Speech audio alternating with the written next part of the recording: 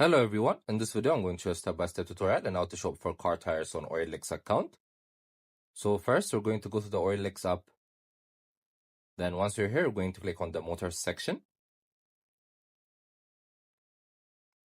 Then here you're going to scroll downwards until you find the car tires section. Then you're going to click on it. So as you can see, there are different car tires by size, the future dealers, as well as types of popular cars. As you can see, they also show you how to read tire size, its width, its aspect ratio, as well as its rim size. So it's such a helpful, detailed explanation of it. So if you guys click on a tire size, they'll show you the cars with this type of tire size and how to read them. So as you can see, it's a detailed information that I have.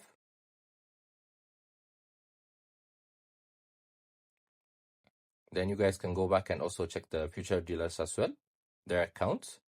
So that's how you basically do it. I hope you guys like this video. Subscribe for more, like for more, share for more. I hope to see you again. Goodbye.